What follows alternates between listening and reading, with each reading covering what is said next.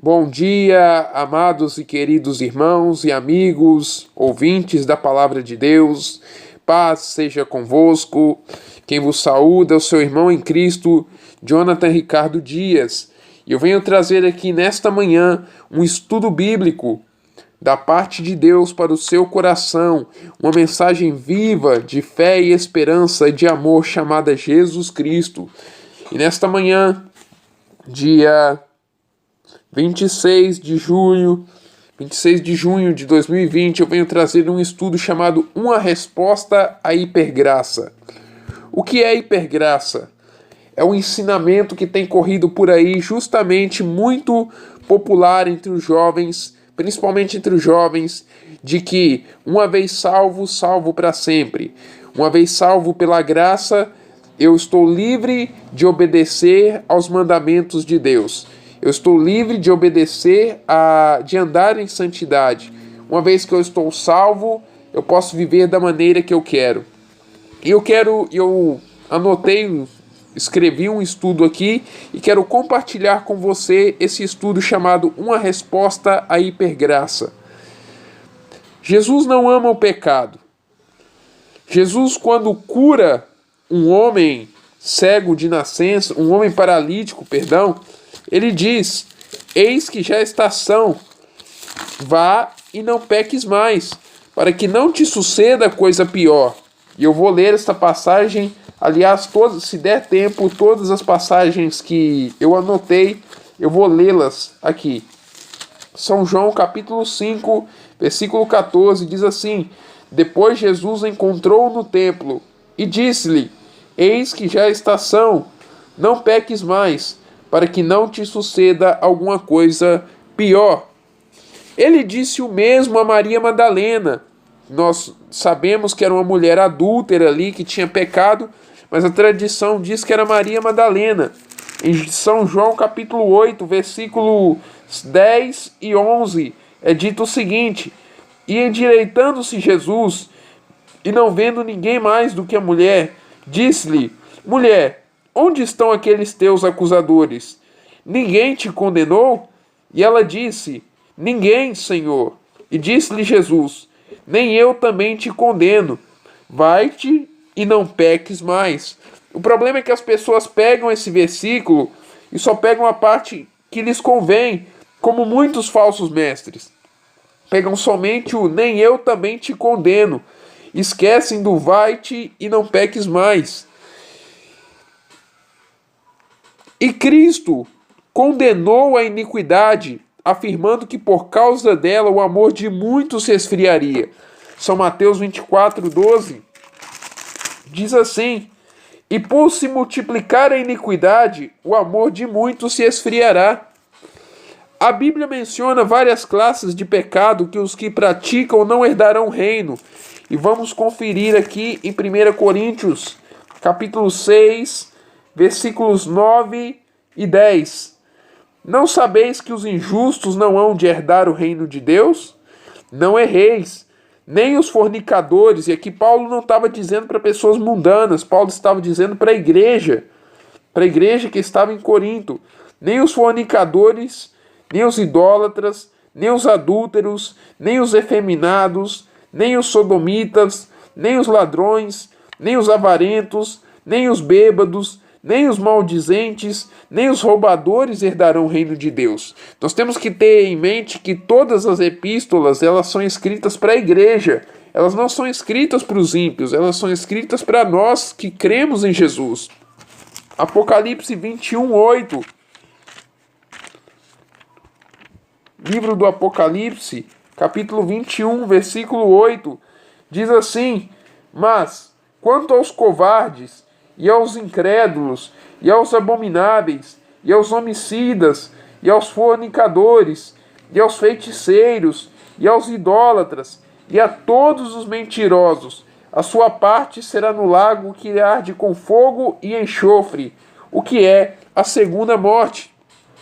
E na Epístola aos Gálatas, capítulo 5, versículos 19 ao 21, diz assim: porque as obras da carne são manifestas, as quais são adultério, fornicação, impureza, lascívia, idolatria, feitiçaria, inimizades, contendas, ciúmes, iras, pelejas, dissensões, heresias, invejas, homicídios, bebedices, glutonarias e coisas semelhantes a estas, acerca das quais de antemão vos declaro, como também já antes vos disse, que os que cometem tais coisas não herdarão o reino de Deus. Aí talvez você me pergunte, mas Paulo era o apóstolo da graça.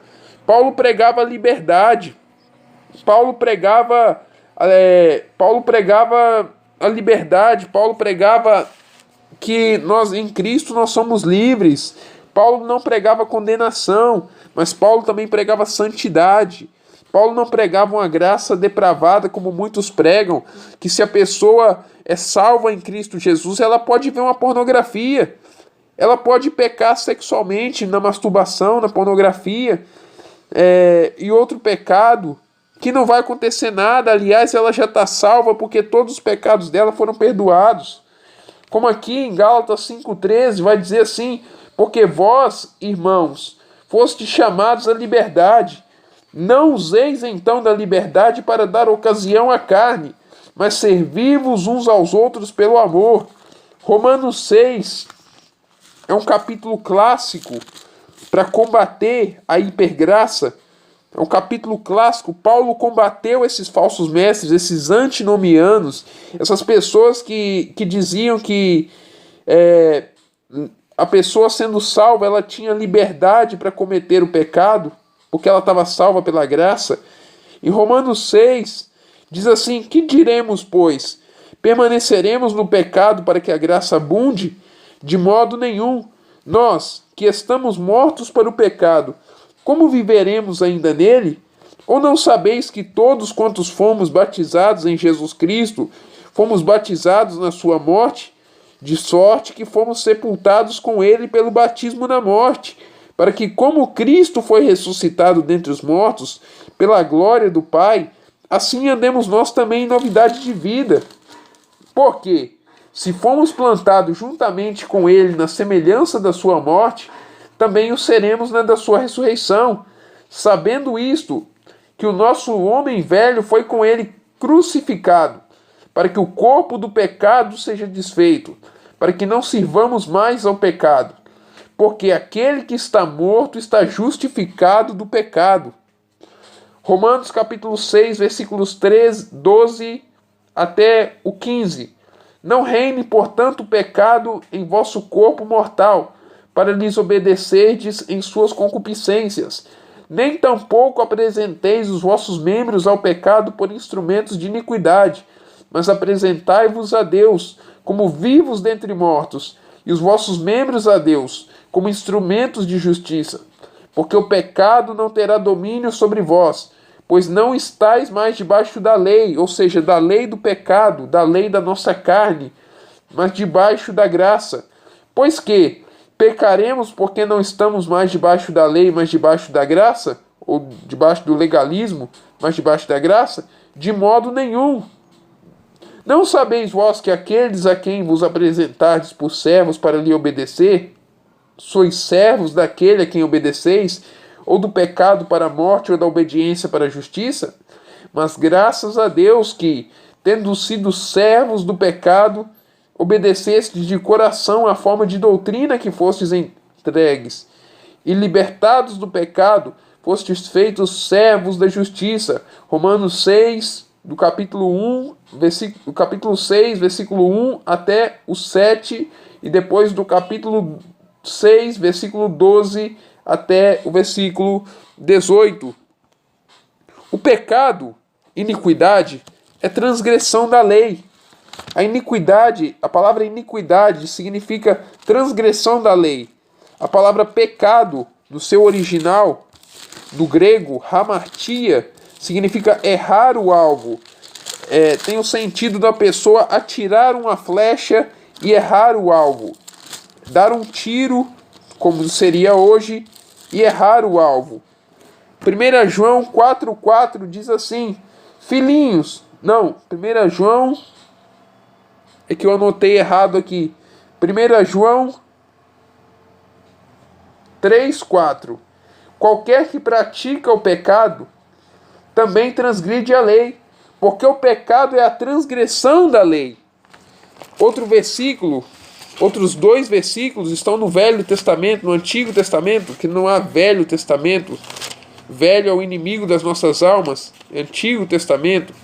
Nunca chame a Bíblia de Velho Testamento. Nunca chame a Antiga Aliança de Velho Testamento. Aqui em Isaías 59:2 diz assim: ao contrário, foram as culpas de vocês que acabaram se transformando num abismo que os separa do seu Deus. Por causa dos pecados de vocês, o Senhor, Jeová, escondeu o rosto para não os ouvir. Outra versão, a mais tradicional, diz assim: mas os vossos pecados fazem divisão entre vós e o vosso Deus, e as vossas iniquidades fazem divisão entre vós e o vosso Deus, para que não vos ouça. Salmo 66, verso 19. Salmo 66, verso 18 e 19 e 20. Se eu atender a iniquidade no meu coração, o Senhor não me ouvirá. Mas, na verdade, Deus me ouviu, atendeu a voz da minha oração. Bendito seja Deus, que não rejeitou a minha oração, nem desviou de mim a sua misericórdia. No Salmo 51, Davi diz assim, no versículo 2: lava-me completamente da minha iniquidade e purifica-me do meu pecado. No versículo 9: esconde a tua face dos meus pecados e apaga todas as minhas iniquidades. Iniquidade não é somente transgredir a palavra, não é somente pecar contra a palavra. Iniquidade, há uma diferença entre pecado e iniquidade. Pecado é você cometer uma vez e você se arrepender do pecado. A iniquidade é um temor momentâneo, é um remorso que te dá. Eu pequei, meu Deus, eu pequei, eu sinto culpa. E depois você volta a pecar, a errar de novo. Você volta à prática daquilo, você consiste em continuar a praticar o pecado. Quem comete pecado é do diabo, pois o diabo peca desde o princípio. Jesus veio desfazer as obras do diabo, não somente curar enfermidades, como está em Atos 10:38. Atos 10:38, no discurso de Pedro, no sermão que Pedro prega a Cornélio. Versículo 36. A palavra que ele enviou aos filhos de Israel, anunciando a paz por Jesus Cristo. Este é o Senhor de todos. Esta palavra, vós bem sabeis, veio por toda a Judeia, começando pela Galileia, depois do batismo que João pregou, como Jesus ungiu a Jesus de Nazaré com o Espírito Santo e com poder, o qual andou fazendo bem e curando a todos os oprimidos do diabo, porque Deus era com ele. A obra de Jesus também, em 1 João 3:8, e eu quero falar um pouco sobre João Batista. 1 João 3:8 diz assim, 1 João 3:8, quem pratica o pecado é do diabo, porque o diabo peca desde o princípio. Para isto o Filho de Deus se manifestou, para desfazer as obras do diabo. 1 João capítulo 1, versículo 5 até o versículo 10. E esta é a mensagem que dele ouvimos e vos anunciamos, que Deus é luz e não há nele trevas nenhumas. Se dissermos que temos comunhão com ele e andarmos em trevas, mentimos e não praticamos a verdade. Mas, se andarmos na luz, como ele na luz está, temos comunhão uns com os outros, e o sangue de Jesus Cristo, seu Filho, nos purifica de todo pecado. Se dissermos que não temos pecado, enganamos-nos a nós mesmos, e não há verdade em nós. Esse é um dos ensinos da falsa graça, da hipergraça, que uma vez a pessoa sendo perdoada, a pessoa pode dizer que ela é perdoada, limpa, justa, que ela não precisa mais pedir perdão pelos seus pecados, porque Deus já perdoou pecados passados, presentes e futuros. E uma vez perdoada, ela pode fazer o que der na telha. Se confessarmos os nossos pecados, Ele é fiel e justo para nos perdoar os pecados e nos purificar de toda injustiça. Se dissermos que não pecamos, fazemo-lo mentiroso e a sua palavra não está em nós. Aqui é algo que eu queria falar. Uma vez eu ouvi uma pregação de um determinado pastor que dizia o seguinte, que se nós nos seguimos o que João fala aqui, nós estamos errados. E outros também falam isso, pregadores da falsa graça, do crescendo em graça, da teologia maligna de José Luiz de Jesus Miranda, que é o famoso pastor 666, que eu não posso dizer que está no inferno, pode ter se arrependido, mas eu não posso dizer que está no céu ou no inferno, mas morreu em pecado, morreu na prática do pecado, morreu ensinando heresias e vai dar conta para Deus por muita coisa que ensinou, de que as epístolas de Pedro, Tiago, João e Judas são para os judeus. É uma doutrina totalmente maligna, é um liberalismo teológico. Porque o próprio Paulo vai dizer em 2 Timóteo 3,16, e ainda ali ele não se referia ao Novo Testamento, ele se referia ao Antigo. Ele diz toda a Escritura. 2 Timóteo 3,16. Segunda carta de Paulo a Timóteo, capítulo 3, versículo 16 e 17. Toda a Escritura é divinamente inspirada e proveitosa para ensinar, para repreender, para corrigir, para instruir em justiça, para que o homem de Deus seja perfeito e perfeitamente instruído para toda boa obra. Vou ler o capítulo 4 também. Conjuro-te, pois, diante de Deus e do Senhor Jesus Cristo, que há de julgar os vivos e os mortos na sua vinda e no seu reino, que pregues a palavra, instes a tempo e fora de tempo, corrijas, repreendas, exortes. Exortar e repreender tem uma diferença. Repreender é admoestar, é corrigir também. Exortar já é animar, motivar por meio de palavras, com toda longanimidade, paciência e doutrina, porque virá tempo em que não suportarão a sã doutrina, mas tendo coceira nos ouvidos, é o que está acontecendo, amontoarão para si doutores conforme as suas próprias concupiscências e desviarão os ouvidos da verdade, voltando às fábulas.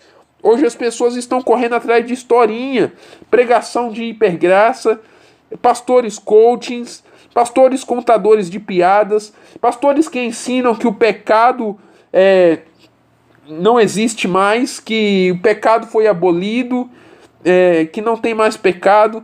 Pastores que ensinam que dentro de 4 paredes um casal pode fazer tudo o que quiser, todo tipo de sexo, toda prática sexual entre 4 paredes um casal pode fazer, porque é intimidade, desrespeitando a palavra, porque a palavra diz: sede santos como eu sou santo. Pastores contadores de piadas, bebedores de cerveja. No versículo 5, Paulo diz a Timóteo: mas tu, sê sóbrio em tudo, sofre as aflições, faze a obra de um evangelista, cumpre o teu ministério. E talvez você me pergunte: o que é graça então, irmão Jonathan? O que é graça? O que é a graça de Deus? Qual é o verdadeiro ensinamento da graça de Deus? Tito, capítulo 2, versículo 11 em diante.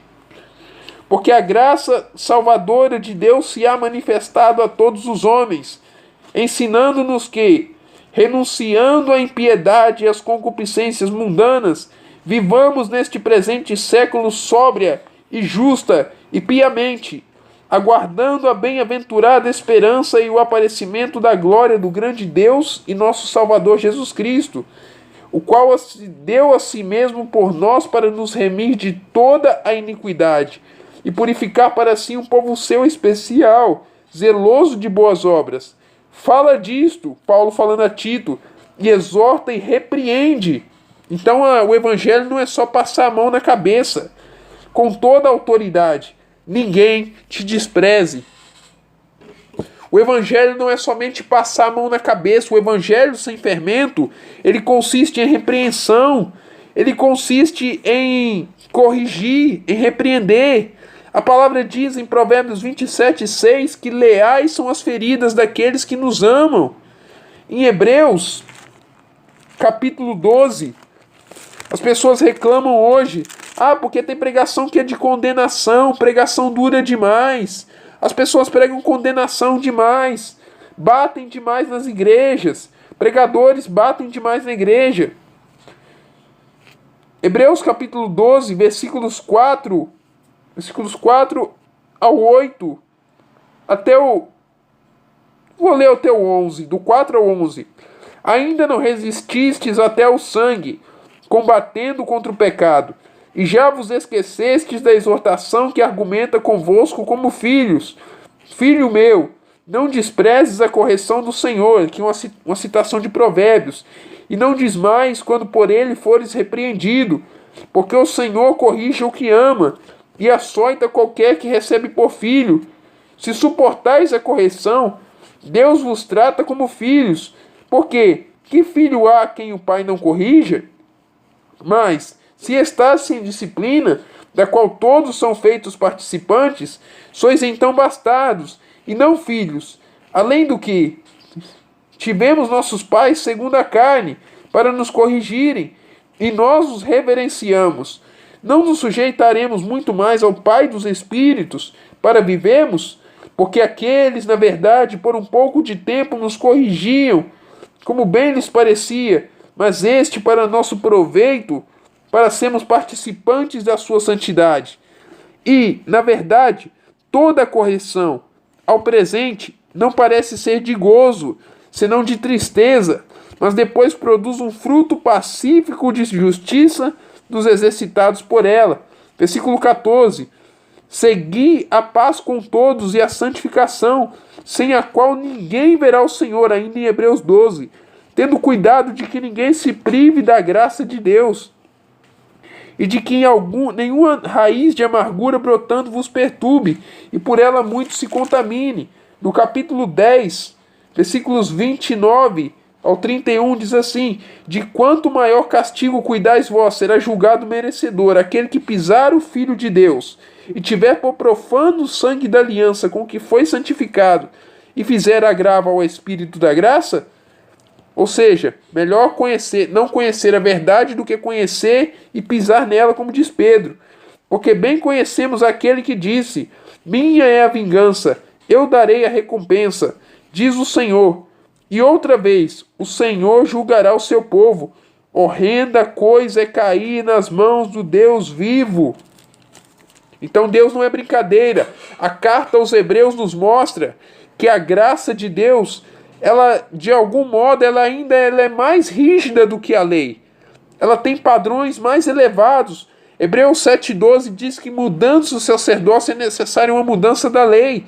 Então, a graça de Deus, ela é maior em padrões, ela tem padrões mais elevados do que a lei, ela tem padrões de santidade mais elevados. Hebreus 10,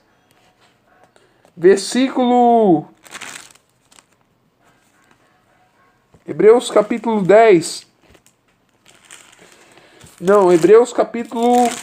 12, se eu não me engano, versículo 12, versículo 28 e 29. Por isso, tendo recebido um reino que não pode ser abalado, retenhamos a graça, pela qual sirvamos a Deus agradavelmente, com reverência e piedade, porque o nosso Deus é um fogo consumidor.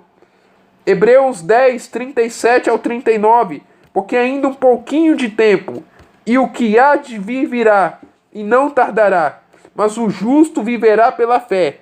E se alguém se retirar, a minha alma não tem prazer nele. Nós, porém, não somos daqueles que se retiram para a perdição, mas daqueles que creem para a conservação da alma. Agora, algumas palavras do Senhor Jesus. Em São Mateus 24, São Mateus 24, versículo 45 em diante. Quem é, pois, o servo fiel e prudente, a quem o seu Senhor constituiu sobre os seus servos, para dar-lhes o sustento a seu tempo? Uma palavra para os líderes, para os pastores. Bem-aventurado aquele servo que o seu Senhor, quando vier, achar fazendo assim. Em verdade vos digo que o porá sobre todos os seus bens, ou seja, lhe dará um galardão.